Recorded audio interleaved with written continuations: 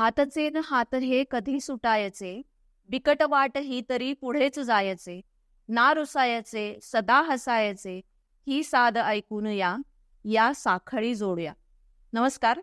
मुलांसाठी आणि मुलांबरोबर काम करणाऱ्या शिक्षकांची धडपड जाणून घेण्यासाठी आपण पाहत आहात आणि ऐकत आहात podcast bye Swati Devale.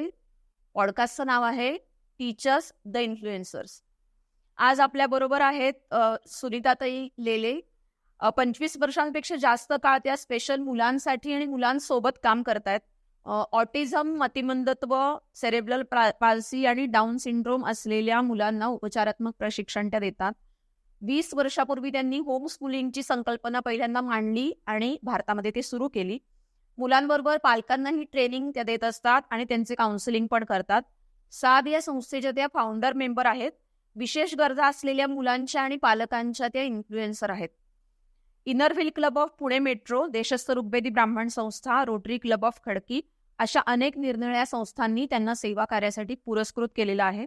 Rotary club of Pune Kothrud या संस्थेतर्फे त्यांना बेस्ट टीचर अवॉर्ड मिळालेला आहे.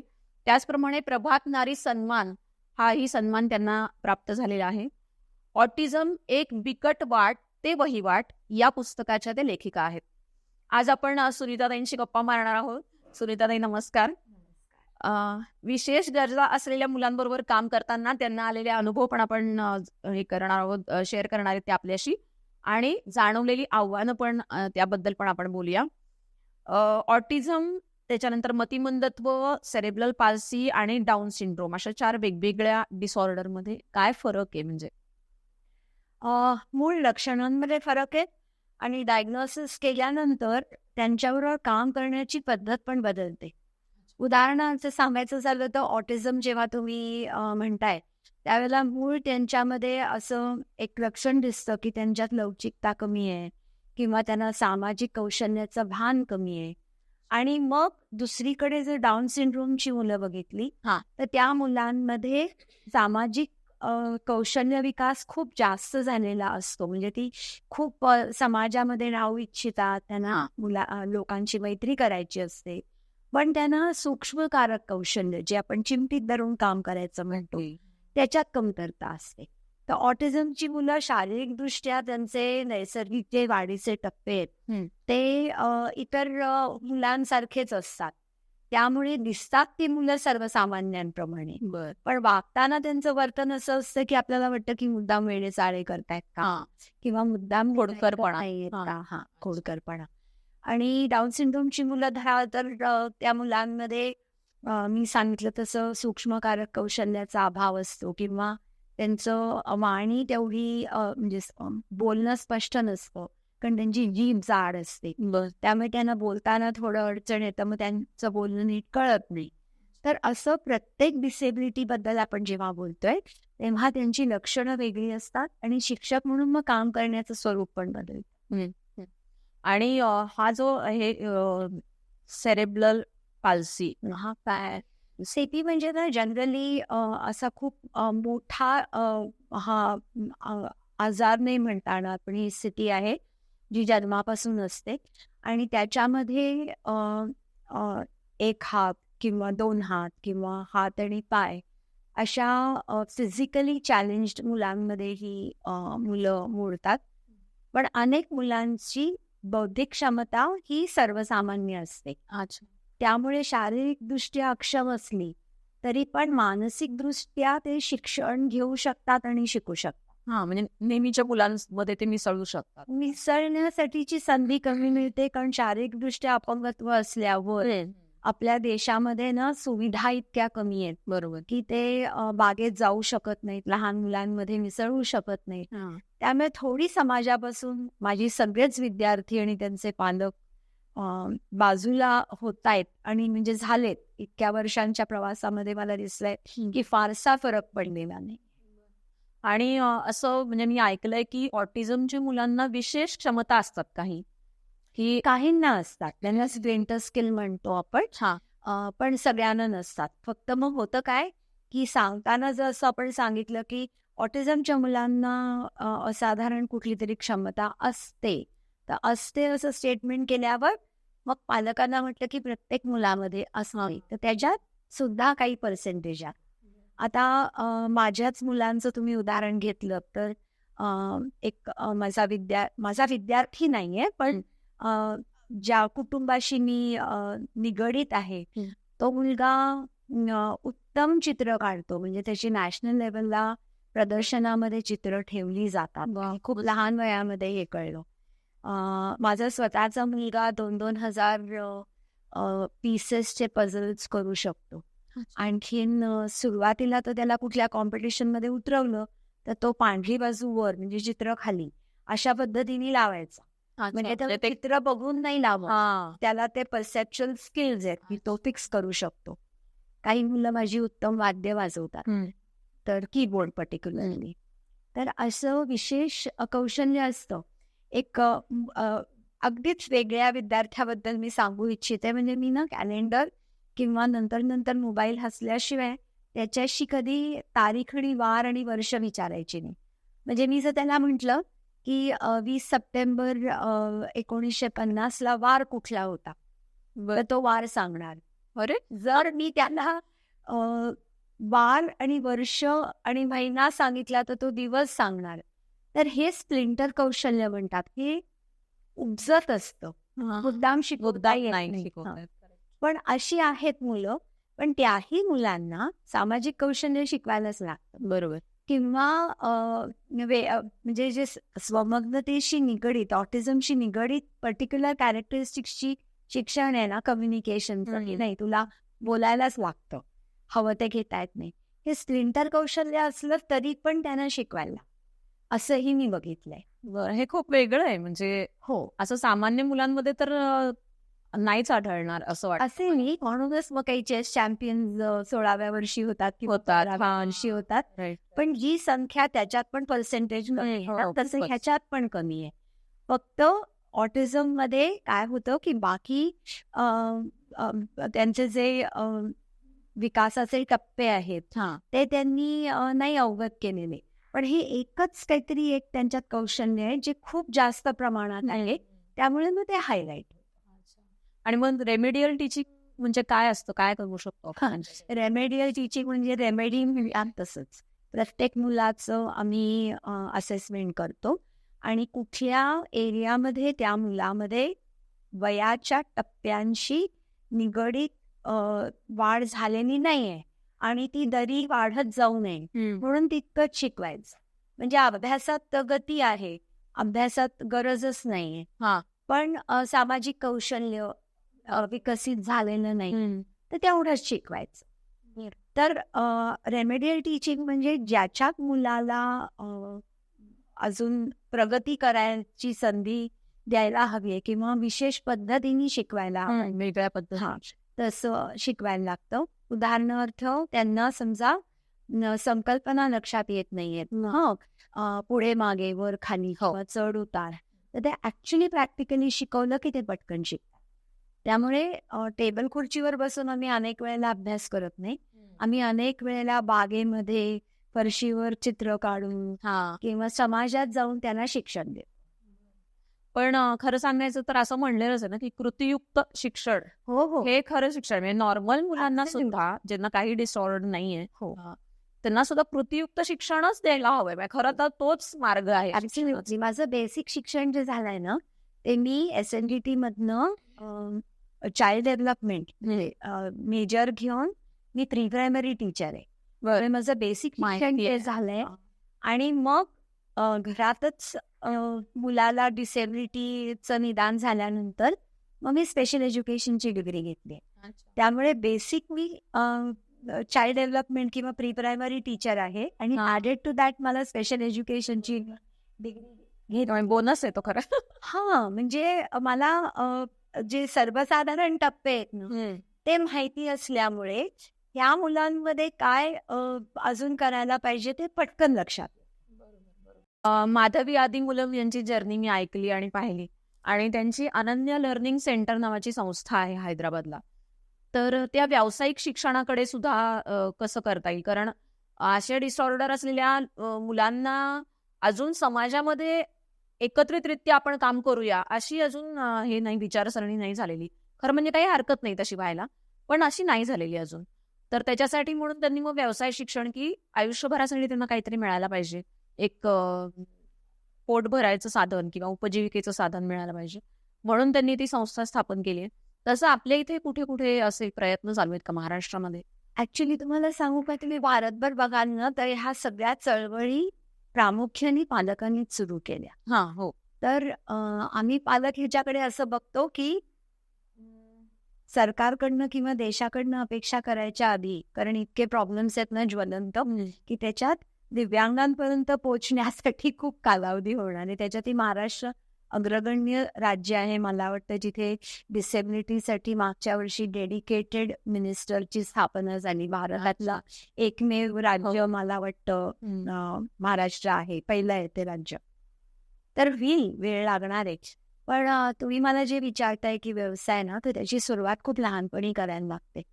तर ती कशी, तर साद ची स्थापना झाली माझ्या काही वर्षाच्या कामानंतर. पण माझ्या मुलाचं निदान होताना पण मला असा अनुभव आला की निदान पण चुकीचं झालं. आणखीन ते कळलं त्याच्या 21व्या वर्षी. म्हणजे 21 वर्षापर्यंत मला असं मेडिकली सांगितलं गेलं होतं की माझ्या मुलाला असा सिंड्रोम आहे जो जेनेटिक आहे, आई मुलाला देते आणि आईला तिच्या माहेरून किंवा वडिलांकडून येतं, फ्रजाईल एक्स सिंड्रोम. तर हे निदान झाल्यावर तुम्ही विचार करा 35 वर्षापूर्वीचा भारत किंवा महाराष्ट्र किंवा पुणे, की एखाद्या व्यक्तीला, आईला माहेरून किंवा सासरून पण कुठेतरी बोचणी किंवा बोललं जाऊ शकतं, गिल्ट येतं. गिल्ट व्यक्तीला तर स्वतःला येतोच की आपल्या मुलाला हे जेनेटिकली दिलंय का, तो भाग वेगळा. बरोबरीने नातेवाईक किंवा परिवारामध्ये पण असं बोललं जाऊ शकतं. पण मी अतिशय फॉर्च्युनेट आहे अजूनही की मला सासरी आणि माहेरी खूप साथ मिळाली. त्यामुळे माझ्या मुलाला सो कॉल्ड जेनेटिक सिंड्रोम आहे असं कळल्यावर सुद्धा मला त्याच्यावर काम करायची संधी मिळाली किंवा मला तो फ्रीडम मिळाला की नाही, तुला आता मुलाकडे लक्ष दिलं पाहिजे. मला मोठा मुलगा पण आहे, पण तरी पण मला हे करता आलं. तर खूप लहान वयात माझ्या मुलाबरोबर काम मी करू लागले आणि ऍक्च्युली तिथे माझ्या चाइल्ड डेव्हलपमेंट मेजरचा मला फायदा झाला की अरे हा वयाचा टप्पा आहे की त्यांनी जिना चढला पाहिजे, त्यांनी चाललं पाहिजे, त्यांनी बोललं पाहिजे, त्यांनी हाताने खाल्लं पाहिजे, पण हे टप्पे तो गाठच नाहीये, त्यामुळे आपण हे लवकर काम करूया. तर हे असं मी माझ्या मुलाबरोबर वेळच्या वेळी करू शकले ना, त्यामुळे बौद्धिक विकलांग तो आहेच, त्याच्यात सिव्हिअर मतिमंदत्व आहे. पण मतिमंद जेवढा आहे त्या मनाने त्याची प्रगती खूप जास्त झाली.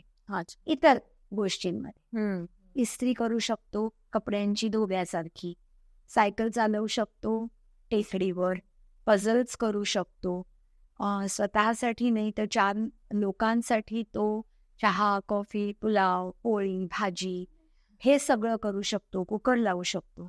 तर तुम्ही कशाला प्रगती म्हणता, कशाला तुम्ही व्यवसाय प्रशिक्षण म्हणता, तो दृष्टिकोन वेगळा असला पाहिजे. तर इथे मी पालक आणि शिक्षक म्हणून सांगते की पालकांना ना एक्सेप्टन्स खूप लवकर पाहिजे. एक्सेप्टन्स आल्यावर आपल्या मुलाची डिसेबिलिटी आणि त्याचे मतिमंदत्व आहे की नाही हे लक्षात घेऊन शिक्षण दिलं पाहिजे. आणि हे जितक्या लवकर देईल तितक्या लवकर बाकी मुलांसारखं 15व्या-16व्या वर्षी व्यवसाय शिक्षण सुरू होईल. मी असेही पालक बघितलेत की 10-12 वर्षाचा मुलगा आहे, शाळेमध्ये बोर्डाच्या प्रमाणे अभ्यास करू शकतोय, पण हाताने जेवत नाही किंवा आंघोळीला मदत लागते. तर व्यवसाय शिक्षण हे फक्त कुठला तरी एक व्यवसाय शिकणं असं मी न धरता, साधमध्ये माझे कलिग्स खूप आहेत, मी एकटी नाही आहे साधमध्ये. आणि योगायोगाने असं झालंय की आम्ही जे सगळे एकत्र आलो ते सगळे एकमताचे आहोत. त्यामुळे गेले 15हून जास्त वर्ष, 18 वर्ष आम्ही जे 5-6 संघटितरित्या काम करतोय, आमच्या सगळ्यांचा दृष्टिकोन एकच आहे की मूल 15-16 वर्षाचं व्हायच्या आधीच कसं आपण व्यावसायिक शिक्षण द्यायच्या आधी मुलांचे विकासाचे टप्पे पटापटा गाठण्यासाठी मदत कर. शिक्षण देऊ शकतो. की मूल 6व्या वर्षी एकटं झोपायला लागतंय ना, 7व्या-8व्या वर्षीपर्यंत टॉयलेट ट्रेंड आहे ना, जे काय हवं ते मागू शकतो ना, हा. सगळं हाताने जेवू शकतो ना, आई वडिलांबरोबर सिनेमा नाटकांना किंवा मॉल्समध्ये जाऊ शकतोय ना. कारण हे लहानपणी शिक्षण दिलं ना की समाजाचा दृष्टिकोन बदल. बरोबर. आणि मग त्यांना व्यवसाय मिळायला लागू शकतो.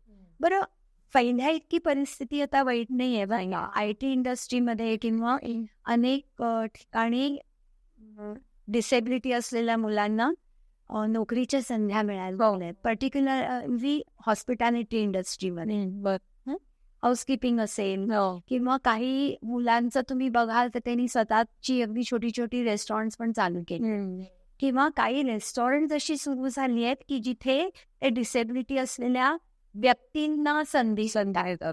तर प्रत्येक वेळेला त्यांनी ऑन्टरप्रेनर बनून स्वतःचा व्यवसाय सुरू करायची गरज नाही. कारण मग त्याची जबाबदारी कायम पालकांवर किंवा कोणावर तरी कायम राहते. बरोबर आहे. दुसरं म्हणजे तुम्ही जे म्हणालात की फायनान्शियली इंडिपेंडेंट होणं, तर इन्फ्लेशन आणि मुलांच्या गरजा बघता काही अगदी पर्सेंटेज असेल जे पूर्णपणे आर्थिक आत्मनिर्भर होतील. अच्छा.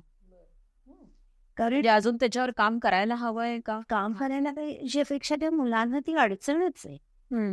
आता पॅरलली मी तुम्हाला आपल्या समाजामध्ये विचारते की किती मुलांना आणि मुलींना त्यांच्या गरजेपोटी स्वयंपाक करता येतो का? किती जण स्विगी आणि झोमॅटोवर डिपेंडंट आहेत आणि जॉब करतात.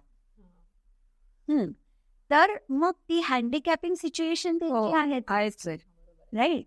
जॉब करतात, डिग्र्या मिळवल्या, पण जेव्हा जीवनावश्यक ते त्यांना येत नाही, तर मग या मुलांच्या बाबतीत आपण फक्त व्यवसाय का बघतो?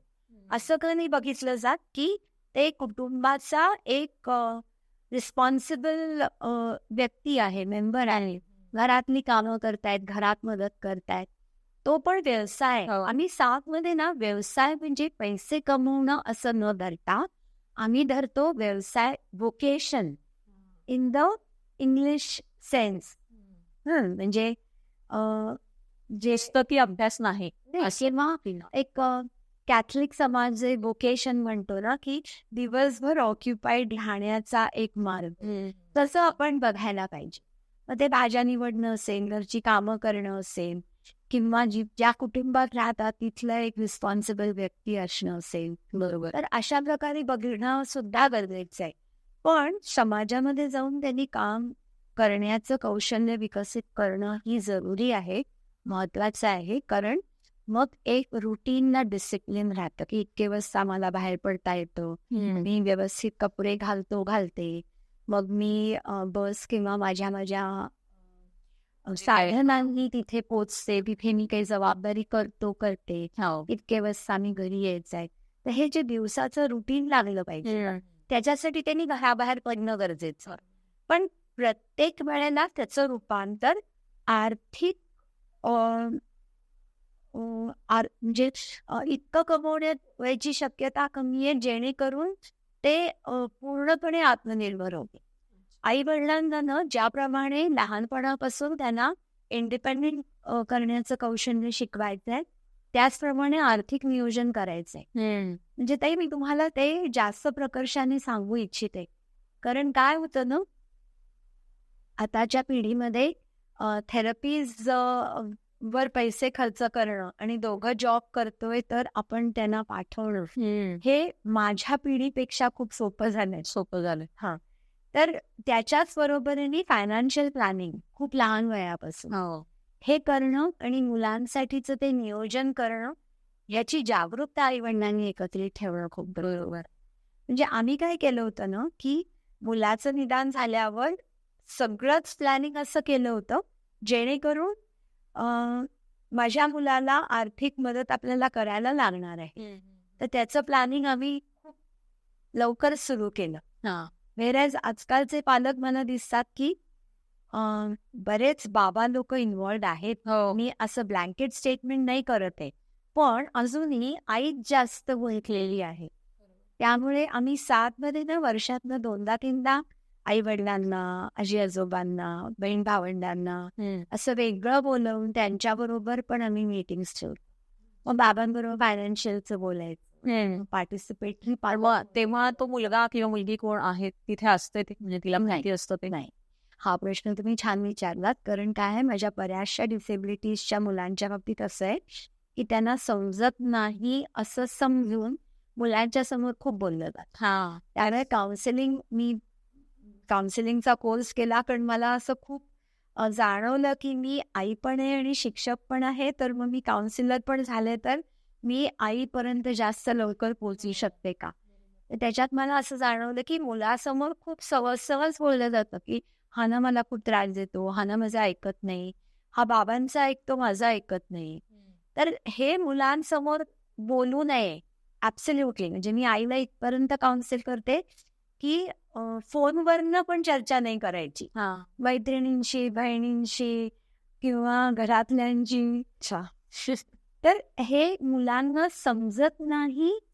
आणि मुलांचं बुद्ध्यांक काय आहे, या 2 वेगळे घटक आहेत. बरोबर.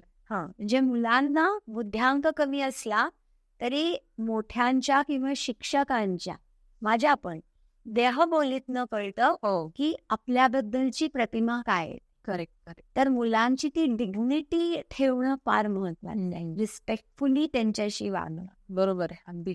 मला असं वाटतं की आणि जॉईंट फॅमिलीमुळे काही चांगला परिणाम होतो या मुलांमध्ये. ना, कारण काय, प्रत्येक गोष्ट आई आणि वडिलांनी करत राहण्यामध्ये आईला तर बर्नआउट होतो. किंवा 2 मुलं असतील तर दोन्ही मुलांकडे लक्ष देताना आई वडिलांची तारेवरची कसरत खूप होते. तर एकत्रित कुटुंबाचा फायदा डेफिनेटली होतो, पण त्याच्यात आजी आजोबांनी न सकारात्मक आणि मुलाला समजून घेऊन म्हणजे टीम मेंबर व्हायला लागतो. आणि ते एकदा बोर्डवर आले आणि टीम मेंबर झाले ना की त्यांच्या इतकं स्ट्रॉंग फॅमिली कुठे नाही. तर त्याच्यासाठी मग आम्हा शिक्षकांना त्रयस्थाची भूमिका न ठेवता अनेक वेळेला आजी आजोबांबरोबर पण मीटिंग्स घ्यायला लागतात, किंवा जे आम्ही पालक शिक्षण देतो, पेरेंट ट्रेनिंग वर्कशॉप्स करतो, आम्ही खूप आग्रह करतो की आजी आजोबांना पण बोलवा. म्हणजे मग काही गोष्टी गटामध्ये केल्या, सगळ्या आजी आजोबांबरोबर ऐकल्या की पर्सनल. करेक्ट, बरोबर. मला असं पण जाणवलं की सगळ्याच मुलांना, म्हणजे या आपण जे बोलतोय त्या मुलांसाठी नाही, सगळ्याच मुलांना नकारार्थी सूचना देण्यापेक्षा काय तू कर हे सांगणं महत्वाचं आहे. तर एकदा ना माझ्याकडे एक कागद आला, तो म्हणजे मी नाही लिहिलेलं म्हणून माझ्याकडे कागद आला, तर त्याच्यावर वर नो लिहिलं होतं आणि साधारण 18 ते 19 नोचे आपण पद्धती कशासाठी वापरतो ते आलं होतं. म्हणजे सगळ्याच मुलांना किती नो ऐकायला लागतं. हे करू नको,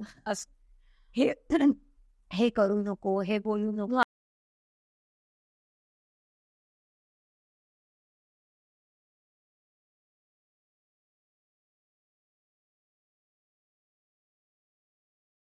त्यापेक्षा काय करायचं जर सांग. ऍब्सोल्युटली. इनफॅक्ट तुम्ही माझ्या पुस्तकाचा जो उल्लेख केला ना, तर माझ्या अनेक पालकांनी सांगितलं की अहो, विशेष गरज असलेल्या मुलांच्यासाठी तर फायदाच झाला, पण आम्हाला तेच नियम जेव्हा आमच्या टिपिकल म्हणजे रेग्युलर विकासासाठी वापरायला मी लागलो, तर स्पेशल एज्युकेशन इज पर्टिक्युलरली फक्त काही कुठल्या मुलाला डिसेबिलिटी असेल तर नाही, इट्स कॉमन सेन्स.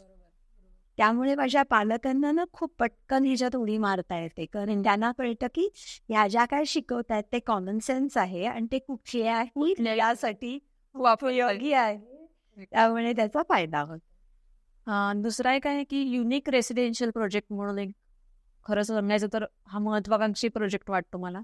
तर तो काय आहे आणि कुठे आहे असं? 2006 सालापासून खरं ह्याचा विचार सुरू झाला.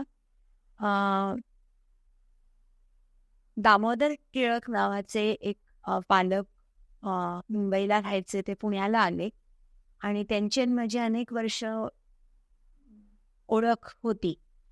तर त्यांच्याशी मी एकदा बोलताना बोलले की माझ्या मुलाला ना मी वृद्धाश्रमात एका घेऊन जाते आणि तिथे मी त्यांना घेऊन जाते, कारण तिथे ना वेगळ्या नजरेने त्याच्याकडे बघितलं जात.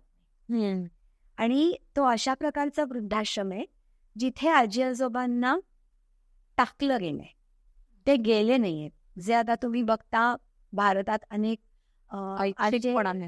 ऐच्छिक वृद्धाश्रम सुरू झाले, जिथे आजी आजोबा आधीच ठरवतात की आता आपण इथे जाऊन राहायचंय. मला पर्टिक्युलरली नावं नाही घ्यायची, पण असे ऐच्छिक वृद्धाश्रम आहेत, हे छान त्यांना एन्जॉय करता येतं. पण काही असेही वृद्धाश्रम आहेत जिथे पाठवलं गेलंय आणि ते असोसिएट आहेत आपल्या नातवंडांसाठी. तर योगायोगाने मी माझ्या मुलाला अशा वृद्धाश्रमात घेऊन जायची आणि तिथे मला असं जाणवलं की त्या आजी आजोबांना ना हा आलेला खूप आवडतो. आणि मग तो डिसेबल्ड आहे किंवा तो टॉयलेट ट्रेन नाहीये वगैरे त्यांच्या कपाळावर कधीच आठ्ठी नसते. माझ्या मुलाला नाही कळत की ह्याच्यात आपण जिथे जातो आहोत ते आजी आजोबांचे कपडे कसे, ती खोली कशी आहे. तर हे जे भान आहे ते माझ्या मुलालाही नाही आहे आणि त्या आजी आजोबांना त्याची गरज नाही वाटत. आणि तिथे तो छान रंगतो आणि समहाऊ असं मला एक युरेका मोमेंट असतो की नाही. मला असं वाटतं की कधी कधी ना मोठी कल्पना ही खरं खूप साधी आणि सहज सहज व्हावी अशी असते. तर ह्यातनं मला असं वाटलं की का नाही असं एक मुलांसाठीच निवासी प्रकल्प असावा जिथे आजूबाजूला सिनियर सिटीजन्स पण राहतील. आणि मग ते कोण असावे, तर मग आई वडील पण राहू शकतात की रिटायर झाल्यावर. म्हणजे म्हटलं तर मुलाजवळ आहोत, पण रोजच्या दैनंदिन ह्याच्यात काही करायचं नाहीये. कोणीतरी मुलाला व्यवस्थित काळजी घेत आहे हे बघतोय. आणि आपल्यानंतर काय, हा जो आम्हा पालकांना मोठा प्रश्न आहे, तो आधीच डोळ्यासमोर बघावं ना आपण. जेव्हा आपण करते आहोत आणि जेव्हा आपण शारीरिक सक्षम आहोत तोपर्यंतच बघूया आपला मुलगा कसा सेटल झाला, मुलगी कशी सेटल झाली. तर असं जेव्हा मी डोक्यात आणलं तेव्हा मी एका बांधकाम व्यावसायिक आहेत त्यांच्याकडे गेले. ही कल्पना त्यांना सांगितली. हो करतो करत 10 वर्ष गेली आणि मग काहीच निष्पन्न झालं नाही. म्हटलं आता फार वाट बघितली, आता नको. म्हणून मग आम्ही पालक एकत्र यायला लागलो. आणि मग आम्ही पालक जेव्हा एकत्र यायला लागलो तेव्हा 25 ते 26 पालक जे समविचारी होते, ज्यांना ही कल्पना पटली होती की आपण शेजारी न्यायचंय, मदत करायची, लुडबुड नाही, पण मूल वेगळं संस्थेत राहणार आहे. तर आम्ही एकत्रित येऊन जागा घेतली. आणि मग आम्ही एकत्रित येऊन जागा घेतली तर बेसिकली जागेमध्ये इन्व्हेस्टमेंटला कोणी डोनेशन देत नाही. मग बरेच लोक त्याच्यात उतरले, मग डोनेशन्स आली, काही सामाजिक संस्था त्याच्यात आल्या, रोटरी सारख्या, ज्यांनी अरे आपण हा प्रोजेक्ट आता घेऊया असं सुरू केलं. तर 7 ह्याच्यात जर सांगायचं झालं तर ज्या वेळेला मी 2003 साली हे काम सुरू केलं, मी 2000 साली प्रशिक्षण घेऊन आले आणि 2003 साली मी हे काम सुरू केलं. तर त्यावेळेला ना पुण्यामध्ये अशा अनेक कुटुंबांना मी भेटले ज्यांची मुलं रेग्युलर शाळेत जाऊ शकत नव्हती, पण स्पेशल स्कूलपेक्षा त्यांना जास्त अभ्यासक्रम जमत होता. मग अशी एक पोकळी आहे की हा मुलांसाठी काय. तर हा जो प्रकल्प आहे तो ह्याच पोकळीतनं निर्माण झालेल्या पालकांनी एकत्रित येऊन केलेला आहे. म्हणून परत 2003 साली जाते. तर अशा पालकांना असं वाटलं की अरे ट्रेनिंग दिलं तर आम्ही वेळ काढू, म्हणून आम्ही एक होमस्कूल नावाचा प्रोजेक्ट चालू केला. तर त्याच्यात कसं असतं ना, आपण आता इथे बसलोय तोही त्याच होमस्कूलचा एक, म्हणजे आपण तिथेच बसलोय. तर पालकच मुलाबरोबर येतात. ऍडमिशन आईला दिली जाते जिला वेळ द्यायचा आहे आपल्या मुलासाठी. आम्ही त्यांना आधी प्रशिक्षण देतो, मुलाला शिकवण्याचे स्किल बिल्डिंग करतो, डिसेबिलिटी बद्दलचं ट्रेनिंग देतो आणि मग आई प्रत्येक आपापल्या मुलाला शिकवते.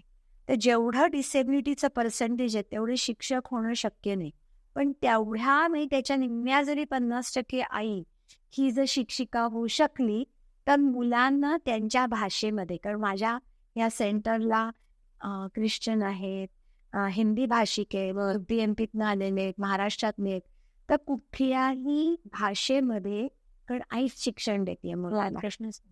तर अशा होमस्कूल सुरू झाल्या पुण्यात वेगवेगळ्या ठिकाणी. आणि मग ह्यातनं समविचारी पालक एकत्र आले. तर तर माझ्या आयांना ना मुलांबरोबर काम करायची सवय खूप लहानपणापासून लागली. आणि मग ही आई जेव्हा 6 वर्षाच्या मुलाला शिकवत शिकवत 12 वर्षापर्यंत पोहोचली, तेव्हा म्हणाली की अरे आता आपण ना शिक्षणाबरोबर यांना व्यावसायिक प्रशिक्षण देऊ. करत करत माझ्या पेरेंट्सनी, मदर्सनी पण प्रशिक्षण घेतलं. काही स्पेशल एज्युकेटर झाल्या, काहींनी स्पेसिफिक व्यवसाय प्रशिक्षण घेतलं. साबण बनवणं, चॉकलेट बनवणं, पेंटिंग आणि स्वतःचं स्किल बिल्डिंग केलं. जेव्हा पालक शिक्षित होतो ना, तर तेव्हा मूल शिक्षित होतो, कुटुंबामध्येच फरक पडतो. तर अशा समविचारी पालकांनी हे सुरू केलं. त्याच्यामध्ये असं झालं की काही पालक पुण्यामध्ये आले होते, पुण्यातल्या इतर जिल्ह्यात, महाराष्ट्रातल्या इतर जिल्ह्यातून जे पुण्यात आले होते मुलांना शिक्षण द्यायला. पण ऑटिझम काय किंवा डाऊन सिंड्रोम काय ही स्थिती आहे, हा आजार नाहीये जो बरा होतो. बरोबर. त्यामुळे ते काय 1-2 वर्षात होणारं कामच नाही, हे आयुष्यभर होणारी स्थिती आहे. तर पालकांना जेव्हा ह्याची जाणीव झाली आणि त्यांनी इथे प्रशिक्षण घेतलं, तेव्हा ते परत आपापल्या गावी गेले.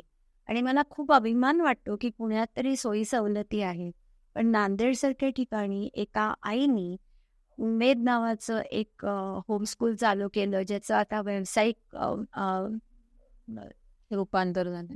म्हणजे व्यवसाय केंद्रात रूपांतर झालंय. आणखीन तिचे व्हिडिओज आहेत मीडियावर, जिथे मुलं एक एकटी करतायत. म्हणजे मुलांच्या नावाने वस्तू करून विकल्या जात नाही, खरंच मुलं करतात. लोणची करतायत, प्रोडक्ट्स बनवतायत, विकली जात आहेत. तर आता तिथे पण ह्या प्रकारचं रेसिडेन्शियल मॉडेल नांदेडमध्ये सुरू होत आहे, जिथे 5 एकर जमीन गेली. त्यामुळे पुण्यामध्ये पायोनियरिंग काम झालं. म्हणजे आपण एक लॅब युनिट म्हणून याला की what are the best practices, छान आहे, काय होऊ शकतं. तर हो, पालक जवळ राहून निरगुड न करता प्रोएक्टिव्हली काम करू शकतात. पण त्यातनंच मग हे नांदेडपर्यंत पोचलंय. सोलापूरला 5 पालकांनी 1 एकर कलेक्टिव्ह जमीन घेऊन तिथे 5 एकरवर. त्यामुळे पुण्यात जे प्रोजेक्ट सुरू झालाय त्याच्याबद्दल मला अतिशय अभिमान आहे. पण त्याचबरोबरीने मला हे जे सोलापूरमध्ये, नांदेडमध्ये होत आहे ना, त्याचा पण खूप अभिमान वाटतो, कारण तिथे एवढी मदत नाहीये. तर हा प्रोजेक्ट काय आहे, हे मॉडेल काय आहे, तर बहुतांशी, आणि आता हे भारतभर व्हायला लागलंय बरं का. म्हणजे असं नाही की हे फक्त पुण्यात आहे. होसूरमध्ये सुरू होत आहे, चेन्नईमध्ये सुरू होत आहे, केरळामध्ये निश्चिंता म्हणून आहे, जिथे पालक इन्व्हॉल्व झाले.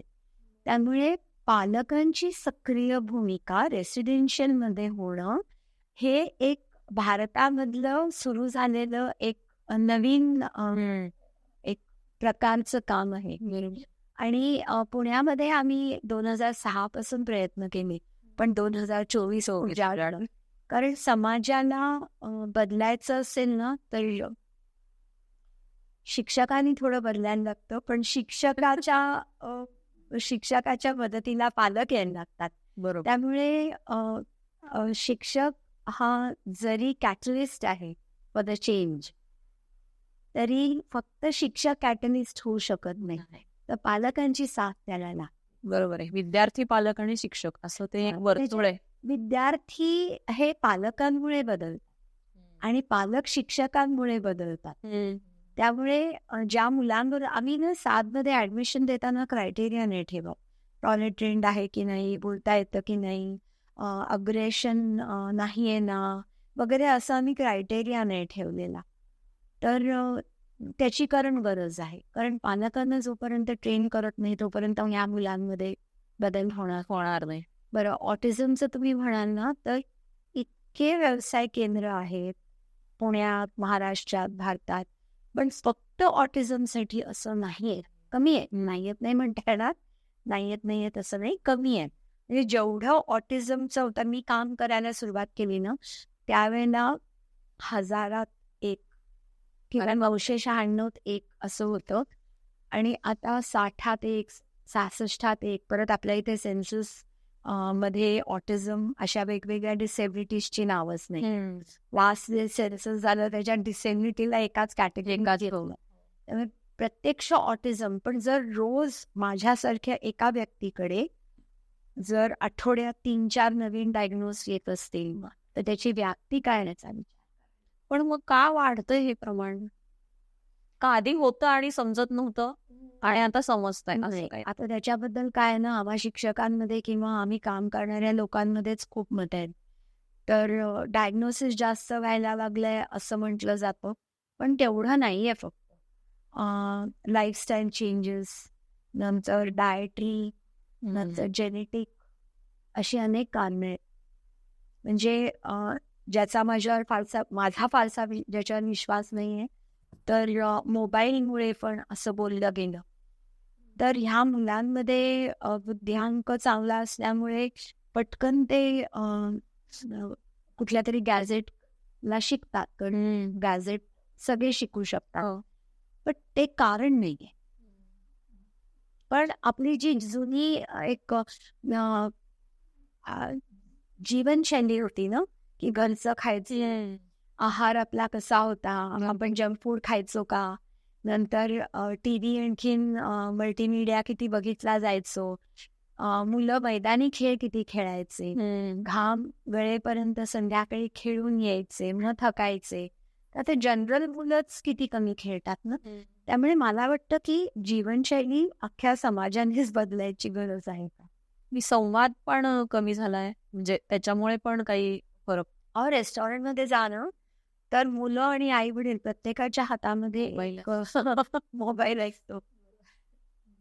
राईट. यांना जर मेन स्ट्रीम मध्ये आणायचं असेल तर ते शक्य आहे का? म्हणजे पुढच्या काही काळामध्ये तुम्हाला काय असं वाटतं? सध्या पण चालू आहे.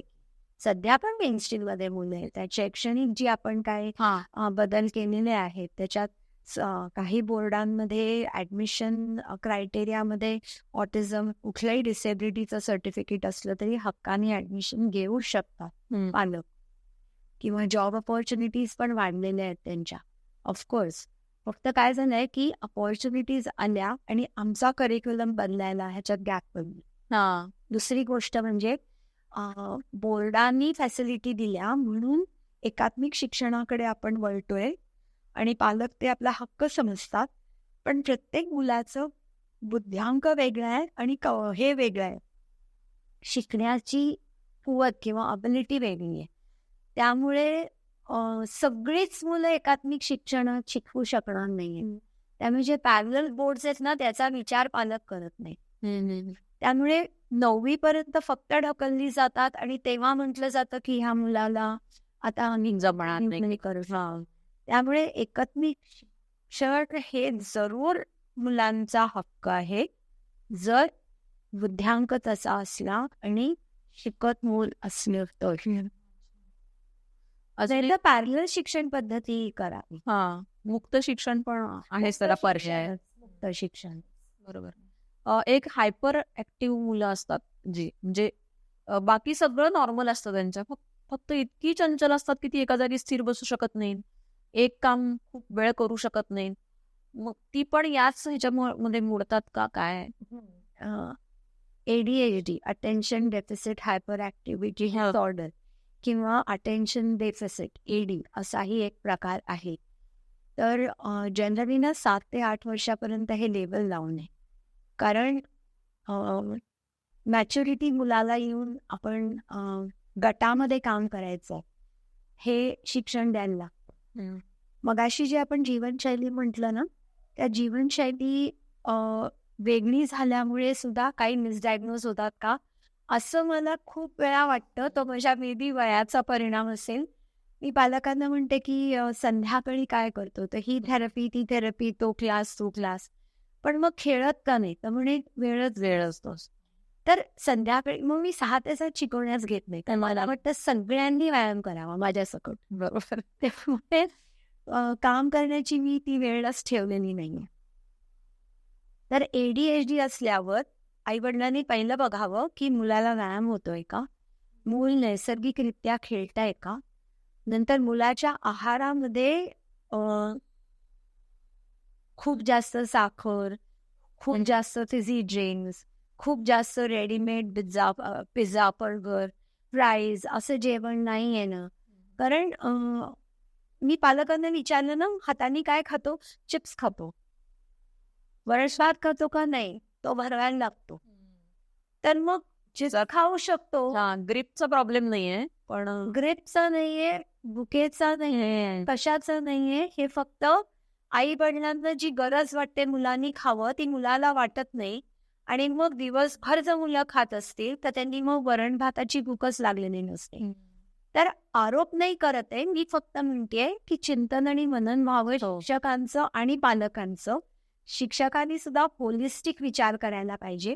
आपल्याकडे 1 तास मूल येत आहे, तेवढ्या 1 तासाचं फक्त विचार न करता आधी काय होत आहे, नंतर काय होत आहे, ह्याचा आपण विचार करून काउन्सिलिंग केलं तर मुलांमध्ये खूप फरक पडतो. माझ्याकडे जे मी काम सुरू केलं तेव्हापासूनचे असोसिएटेड आम्ही अजून आहोत पालक.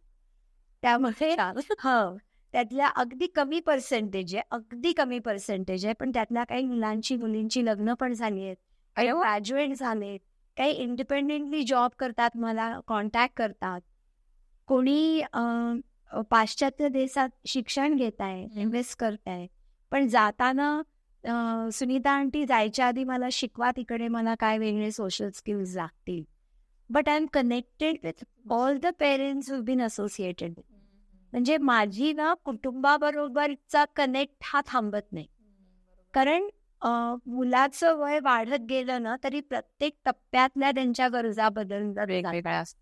त्यामुळे मी असं गमतीने पालकांना म्हणते की जसं चढण आलं की आपण गिअर बदलतो की नाही, 4th मधून 3rd मध्ये जात, 2nd मध्ये जात, कधी कधी 1st ला येतो, तसं तुम्हाला प्रत्येक मुलाच्या 6 ते 8, 10 वर्षाच्या टप्प्यामध्ये गिअर बदलायला पाहिजे आणि रिइव्हॅल्युएशन करायला पाहिजे की आता काय गरज आहे मुलाची, मी कुठल्या वयाच्या टप्प्यावर आहे, आता मला काय जमतं. सर्वसामान्य मुलांना सुद्धा खरं म्हणजे ऑफकोर्स मला नातू आहे, तर गमतीमध्ये माझा मुलगा मला कधी कधी म्हणतो की आई अगं तू त्याची आजी आहेस, आजीसारखं वा, तू तिथे सुद्धा स्पेशल एज्युकेशन आणतेस. त्यामुळे ना सगळ्यांनाच हे नियम लागतात, सगळ्यांनाच बरोबर आहे. आणि आपल्याकडे ना मला असं वाटतं की जसं असं म्हणूया आपण की फुलपाखरांना वेगवेगळे पॅटर्नचे हे असतात, रंग असतात, खूप ते पण खूप ऍक्सेप्ट करतो की वा किती सुंदर आहे हे. मग मेंदूचे पण वेगवेगळे पॅटर्न असूच शकतात ना, त्याला डिसऑर्डर का म्हणायचं असं मला वाटतं. ऍब्सोल्युटली. आता मी तुम्हाला सांगते, मी जे म्हटलं की मिसडायग्नोज झाला होता माझा मुलगा, तर 21व्या वर्षी तो 21 वर्षाचा असताना मुंबईमध्ये एक इंटरनॅशनल फ्रजाइलेक्स कॉन्फरन्स झाली आणि त्याच्यामध्ये माझ्या मुलाला फ्रजाइलेक्स डायग्नोज झालं होतं म्हणून त्याची केस स्टडी मला दाखवायची होती. आणि जगभरातले लोक तिथे आलेले, डेव्हलपमेंटल पीडियाट्रिशियन, ऑक्युपेशनल थेरपिस्ट सगळेजण. तर सिद्धार्थचा व्हिडिओ बघितल्यानंतर सगळे म्हणाले ह्याला फ्रजाइलेक्स सिंड्रोम आहे. तर मग कुठे आहे मुलगा, तर म्हणलं पुण्याला आहे. तर म्हणे येऊ शकतो का, येऊ शकतो. तर जॉन हॉपकिन्सचे जे तज्ज्ञ आले होते ते म्हणाले आमची मध्यरात्री फ्लाईट आहे, आम्हाला असं वाटतंय मुलाकडे बघून की त्याला कॉर्निलियाडी लाइन सिंड्रोम आहे. तर म्हणजे काय असेल, ते म्हणाले की आपल्या पेरं म्हणतात ना, तर आपल्याला ही जो 2-2 पेर आहेत ना, तर तुमच्या मुलाला मे बी 1 पेर आहे. म्हणजे मला इतकं नक्की लक्षात आहे की त्याची करंगळी बाकीच्या बोटांपेक्षा खूप लहान आहे आणि त्याचे बोट आहेत ना ते एखाद्या कलाकारासारखी आहेत. पण हे मी नाही बघितलं. जेव्हा त्याला आम्ही मुंबईला आणलं आणि मी चेक केलं तर खरंच त्याला 1 पेर होतं. 21व्या वर्षी तो डायग्नोज झाला. फ्रजाइलेक्स नाही, म्हणजे मी दिलेलं नाहीये त्याला सिंड्रोम, जेनेटिक नाहीये आणि त्याला कॉर्निलियाडी लाइन सिंड्रोम आहे. तर इतके प्रकार सिंड्रोम्स आहेत जे शिक्षकांना माहिती नाहीये. तर तुम्ही फुलपाखराचं अतिशय सुंदर उदाहरण दिलं. तसं प्रत्येक मूळ वेगळं, त्यामुळे सगळ्या मुलांना म्हणजे चौकोन, त्रिकोण, अष्टकोन, षटकोन, पंचकोन सगळे कोण आहेत ह्या मुलांचे. तर तुम्ही कसं त्यांना एका बोर्डात, एका शैक्षणिक करिक्युलम मध्ये टाकू शकता. बरोबर. त्यामुळे ही लवचिकता शिक्षणाची खूप येणं गरजेचं आहे. समाजाकडून आणि इतर म्हणजे काय म्हणून आपण शासनाकडून सुद्धा काय अपेक्षा आहेत की काय व्हायला पाहिजे अजून? काय माहितीये का, तर मी किती 25-30 वर्ष काम करते आणि हा माझा झगडा सतत चालू आहे. तर कुठेतरी कॉमननेस सुद्धा यायला पाहिजे. फॉर एक्झाम्पल मी तुम्हाला सांगते, फार प्रयत्न करून, फार कष्टाने, आता मी जाहीरच बोलते कारण ह्या वयाच्या टप्प्यावर मला खरंच असं वाटतं की मी मोकळेपणाने बोलू शकते. तर आपल्या इथे कॉमन फॅसिलिटीज पण नाही आहे. उदाहरणं सांगायचं झालं तर गोव्याने सुरुवात केली की ह्या मुलांना स्कॉलरशिप किंवा आर्थिक सहाय्य देणं लोकल बॉडीतर्फे, कॉर्पोरेशनतर्फे. तर गोव्याने सुरुवात केली, मग PCMC मध्ये सुरू झालं, नांदेडला, अहमदनगरला, औरंगाबादला. पण PMC मध्ये आम्हाला अतिशय कष्ट करायला लागले तीच आर्थिक योजना अंमलात आणण्यासाठी कष्ट करायला. तर पालक आधीच झगडतायत. पालकांना आयडेंटिफिकेशन पासून, थेरपिस्ट पासून, स्वतःची म्हातारपणीची सोय करत मुलाची सोय करायची. The least the government can do, the least anybody can do is give facilities ज्या सगळ्यांसारख्या आहेत. खूप IT चे पालक लहान असताना मुलं पटपट पटपट परदेशात जातात. का? कारण रस्त्यावर सोयी आहेत, सिग्नल्स आहेत, बसेसमध्ये, नंतर कॉमन ट्रान्सपोर्टमध्ये सगळीकडे जाता येतं. पण तेच पालक मूल 21, 22, 23 वर्षाचं झालं की रूट्सना परत येऊ इच्छितात, कारण तेव्हा ते तिथे एकटे पडतात. तर लहान वयात असताना पालकांना हे जे परदेशात जायला लागतं, हे आता करोनाने आपल्याला शिकवलं की घरी बसून काम करताय. पण ह्या ज्या मूलभूत सुविधा आहेत त्या सुविधा मिळाल्याचं किती सोपं पडेल, नाही का? बरोबर. किंवा आम्हाला हक्काची कामाची जागा मिळेल, त्याच्यासाठी आम्हाला किती प्रयत्न करायला, किती सोसायटीजमध्ये आम्हाला रेंटल्स मिळायला प्रॉब्लेम येतात. माझ्या अनेक पालकांनी सांगितलंय की त्यांना मुलं आवाज करतात आणि मुलं ओरडतात, चिडतात, म्हणून भाड्याने घेतलं असेल तर रिन्युअल मिळत नाही.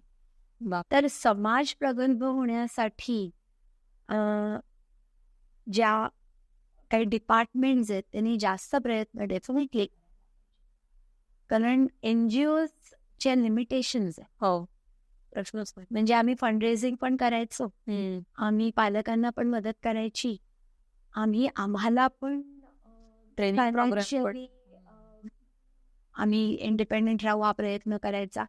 आणि त्याच्यात आम्हाला जर सरकारबरोबर आणि ह्याच्याबरोबर पण संघर्ष करावा लागत असेल तर ते थोडं सहज मिळावं की. बरोबर. ऍक्सेप्टन्स वाढायला पाहिजे. एक्सेप्टन्स. खूप छान वाटलं तुमच्याशी बोलून. मुख्य म्हणजे मी एक वर्कशॉप केलं होतं इथे रुईया मूकबधिर विद्यालयामध्ये गणपती तयार करण्याचं. आणि तेव्हा एक छोटासा अनुभव सांगते माझा, की ती मुलं बोलत नव्हती आणि म्हणून मी पण खाणाखुणा करायला लागले. म्हणजे स्वाभाविक झालं माझं, असं मुद्दामहून काही नाही. तर त्याच्यातला एक मुलगा खाणाखुणा करून मला सांगत होता की तुम्ही बोला की तुम्हाला बोलायला येत आहे ना, आणि तुम्हाला काय प्रॉब्लेम आहे बोलायला. कारण ऐकू शकत नव्हती ती, पण लिप मुवमेंट्स आपल्या व्हायच्या त्या इतकं छान त्यांना कळायचं ते, आणि मला काही कळलं नाही तो काय म्हणलाय ते. आणि मग पूर्वाताई होत्या तिथे. पूर्वाताई म्हणल्या, तो म्हणतोय तुम्हाला बोलायला आहे तर तुम्ही बोला, मी समजू शकतो तुम्ही काय बोलतायत ते. आणि तेव्हा असं वाटलं की अरे सगळं आहे, सेमच आहे सगळं, फक्त पॅटर्न वेगळा आहे. काय होतं माहिती का, समाजाला कधी कधी आम्हा पालकांची किंवा आमच्या मुलांची कसं वागावं हेच कळत नाही. तर त्यामुळे ना थोडंसं कॉन्फिडन्स मी माझ्या पालकांना देते की तुम्ही जर सोसायटीमध्ये म्हणजे जगात असाल, मॉलमध्ये असाल किंवा दुकानात असाल किंवा रस्त्यावर असाल आणि तुम्हाला मदत लागली किंवा नको असेल मदत, तर खणखणीत आवाजात सांगायला सुरुवात करा की आत्ता मला मदत नकोय, उभा राहून बघू नका, मी माझ्या मुलाला हँडल करते, किंवा आत्ता मला मदत करा. आम्ही मागच्या वर्षी ना पोलीस स्टेशन्समध्ये जाऊन अवेअरनेस प्रोग्राम केले. आम्ही पुण्यातल्या जवळजवळ 50 का 60 पोलीस स्टेशन्समध्ये गेलो आणि तिथे जाऊन मी नाही एकटी, माझे पालक पण खूप होते आणि शिक्षक पण शिक्षकांच्या बरोबरीने पालक पण. आणि तिथे जाऊन आम्ही पोलिसांना सेन्सिटाईज केलं की रस्त्यावर तुम्ही आम्हाला काय मदत करू शकता, किंवा आम्ही पालक तुमच्याकडे मदतीला येणार आहोत त्यावेळेला तुम्ही काय करा. कारण कुठलं तरी तर सुरुवात करायला पाहिजे. त्यामुळे मागच्या वर्षी वर्ल्ड ऑटिझम डे 2 एप्रिलच्या निमित्ताने आम्ही पुण्याच्या पोलीस स्टेशन्समध्ये अवेअरनेस प्रोग्राम्स केले. मस्त. काल मी हे पण बघितलं की UK मध्ये एक मुलींसाठी फक्त हॉस्टेल तयार झालेलं आहे ऑटिझम असलेल्या मुलींसाठी. आपल्या इथे नाही ना असं काही? आहे, भारतात सुरू होत आहे. पण परत कसं आहे माहितीये का, त्याच्यात सुद्धा खूप मतप्रवाह आहे की इतकं वेगळे पण त्यांना आणायचं का, म्हणजे खरंच गरज आहे का. आणि जर तसं करायला लागत असेल तर मग आपली सामाजिक घडीच बिघडली आहे का. कारण मग या मुलींची काळजी घेण्याची क्षमता आपल्यात नाहीये का. पण मग काही पालकांना त्याच्यात कॉन्फिडन्स पण वाटत असेल की वेगळं आहे तर माझी मुलगी सुरक्षित राहील. त्यामुळे फ्रँकली कुठलीही विचारसरणी चूक किंवा बरोबर मी म्हणणार नाही. Each to his own. आता हॉस्टेल्स नाही आहेत का फॉर गर्ल्स अँड बॉयज, वेगवेगळे आहेतच की. तर मग तसंच हे आहे. हो तसंच आहे. पण आम्ही जे सुरू केलेलं आहे ते आम्ही वेगळं नाही केलेलं. ठराविक वेळेला सगळे एकत्रच येतील, कारण तो अनुभव किंवा ते त्यांनी एकमेकांना भेटणं ही नैसर्गिक गरज. पण त्याचे लिमिटेशन्स असणार आहेत. त्याचा विचार मोठ्यांनी नक्कीच करायचा की what is allowed, what is not allowed. तर हे करण्यासाठी पालक जर आजूबाजूला सुपरविजनला असतील तर ट्रान्सपरन्सी जास्त असेल आणि मग काळजी जास्त घेतली जाईल. त्यामुळे पालकांना इन्व्हॉल्व्ह करून संस्था चालवणं हे निश्चितच खूप सोपं आहे. शिक्षक कधी कधी थेटर होतात. हो बरोबर आहे. पण माहिती नसतं आणि कितपत आपल्या मर्यादा आपण नाही त्यापेक्षानं स्किल सेट आहे तो शेअर करायचा का. वेरॅज माझ्या इथे मूल शिकायला आलं, आमच्याकडे साधमध्ये आम्ही बऱ्याच गोष्टी करतो. आम्ही होमस्कूल चालवतो, आम्ही सोशल स्किल्स ग्रुप चालवतो. म्हणजे आठवड्यातनं एकदा 1.5 तास मुलं येतात, मग रेस्टॉरंटमध्ये जाणं, सिनेमाला जाणं, पिकनिक्सना जाणं हे करतो. तसंच आम्ही 1-on-1 रेमेडियल थेरपी करतो. म्हणजे प्रत्येक मुलाची जी पर्सनल गरज आहे, शिक्षण असेल किंवा बिहेवियर मॉडिफिकेशन, पण त्यावेळेला पालकांनी किंवा घरातल्या एका मेंबरनी माझ्याबरोबर बसणं हे मॅन्डेटरी आहे. कारण मी जे शिकवतेय ना ते जरी रोज तास घेतला तरी 24 तासापैकी 1 तास, उरलेले 23 तास मुलाला जर त्याच पद्धतीने हँडल केलं गेलं तर सगळ्यांकडनं एकच मेसेज मिळाला, मुलामध्ये जास्त प्रगती. करेक्ट. खूप मस्त वाटतंय तुमच्याशी खरंच बोलताना, म्हणजे थांबू नये असं वाटतंय खरं तर. आणि हा विषय ना खूप इंटरेस्टिंग आहे आणि सरळ साधा सोपा आहे. खरंच उगीच वलय नाही आणि करू नये. पण शिक्षिका आहे मी असं बघते की माझ्या समोर पण अनेक वेगवेगळ्या प्रकारचे विद्यार्थी असतात. असं नाही की बाबा 60 विद्यार्थी त्यांचा एकच पॅटर्न एकाच प्रकारे शिकवलं. असं आपण म्हणतो तसं साध्या शाळांमध्ये सुद्धा हा आहेच पॅटर्न. जाता जाता तुम्हाला एक उदाहरण सांगते. जुनी गोष्ट आहे, 10-12 वर्षापूर्वी एका सामायिक शिक्षणाच्या शाळेमध्ये माझा विद्यार्थी जात होता आणि मी त्या क्लास टीचरशी बऱ्यापैकी कनेक्टेड होते. मी जायची, ऑफकोर्स अपॉइंटमेंट घेऊन, सुपरवायझरना सांगून, प्रिन्सिपलना सांगून अशी मी भेटायची त्यांना. तर परीक्षेच्या आधी मी त्यांना भेटायला गेले आणि त्यांना मी म्हटलं की मी माझ्या मुलासाठी काही सूचना लिहिल्या आहेत तर त्या मला त्याच्या डेस्कवर चिकटवायच्या. तर त्या म्हणाल्या मी बघून दे मला काय लिहिलं आहे. तर म्हटलं मी 2 प्रकार केले की ना प्रत्येक वेळेला कंपस बॉक्स उघडताना त्याला उघडताना त्रास होतो, मग पेन्सिली पडतात, मग इरेझर पडतं, मग शार्पनर पडतं, मग ते आवरण्यात वेळ जातो. तर त्याला मी एक पहिली सूचना लिहिली की परीक्षेच्या सुरुवातीला 3 ते 4 पेन्सिली खिशात ठेव. म्हणजे मग सारखं तुला काढायला नको, दर 2-3 प्रश्नांनी पेन्सिल बदल, आणखीन तुला प्रत्येक उत्तर आलं नाही तर जागा ठेवून पुढे जायचंय वगैरे, जे काय आपण परीक्षेचे नेहमीचे सर्वसामान्य मुलांना पण घरी सारखे सांगतो ते मी लिहून दिले होते. तर त्या म्हणाल्या तुम्हाला चालत असेल तर तुम्ही हे जे त्याच्या फक्त डेस्कवर लिहिणार होतात ते फळ्यावर लिहूया का. तर मला त्या वर्ग शिक्षिकेच्या मोठेपणाचं खूप कौतुक वाटलं. मी म्हटलं ऑफकोर्स येऊया आपण. त्याच्या पुढे जाऊन त्यांनी मला 15 दिवसांनी फोन केला आणि त्या म्हणाल्या की माझ्या पूर्ण वर्गाची टक्केवारी काही टक्क्यांनी वाढली. कारण बाकीच्या मुलांना पण या सूचना दिल्या जात होत्या, पण परीक्षेच्या वेळेला त्या त्यांच्या लक्षात राहत नव्हत्या. फळ्यावरच लिहिल्यामुळे आपोआप पूर्ण वर्गाचं पर्सेंटेज वाढलं. पण किती शिक्षक करतील आणि किती शिक्षक कबूल करतील. करेक्ट. थांबूया आपण आता. परत येईन मी, कारण हे इतकं छान आहे. म्हणजे मला सुद्धा स्वतःला काम करायला आवडेल याच्यामध्ये या सगळ्यामध्ये. आणि मस्त, म्हणजे कल्याणीताई मला म्हणल्या होत्या की तुम्हाला त्यांच्याशी बोलल्यानंतर खूप छान वाटेल. त्याचा अक्षरशः हे अनुभव येतोय मला. कल्याणीताई मी पहिल्यांदा माझ्या मुलाला बघितलं, कारण तो बोलत नव्हता, मग ऐकू येत नाहीये ना, म्हणून आम्ही टेस्टिंगला गेलो होतो. बरोबर. तर मी जी काय आता तुमच्या समोर इथे कॉन्फिडेंटली बोलते याच्यात खूप लोकांचा सहभाग आहे. सिद्धार्थचं आयडेंटिफिकेशन झालं तेव्हापासूनचे क्लिनिकल सायकोलॉजिस्ट, थेरपिस्ट, नंतर साद सुरू केल्यानंतर सादमध्ये माझी टीम आहे. तर ह्या सगळ्यांनी मला जे एक मोराल बूस्टिंग म्हणतात किंवा कॉन्फिडन्स देणं म्हणतात, किंवा सिद्धार्थच्या गरजा बदलल्या तशा तशा सादमध्ये आम्ही गोष्टी करायला लागलो. व्यवसाय केंद्र म्हणून सुरू झालं, तर निवासी प्रकल्प सुरू झाला, करणारे आता सिद्धार्थची गरज आहे. तर हे सगळं माझ्या मुलामुळे सुरू झालं. पण त्याचबरोबर जे त्याच्या आयडेंटिफिकेशन पासूनचे जे थेरपिस्ट होते, प्रोफेशनल्स होते, त्यांना विसरून चालणार. करेक्ट. कारण त्यांनी मला आई होते त्याच्यातनं एक रडणारी आई होते आणि डिप्रेस झालेली आई होते, ते कॉन्फिडंट आई आणि मग शिक्षिका बनवण्यात त्यांचा उत्सव आहे. खूप मनापासून धन्यवाद. थँक्यू.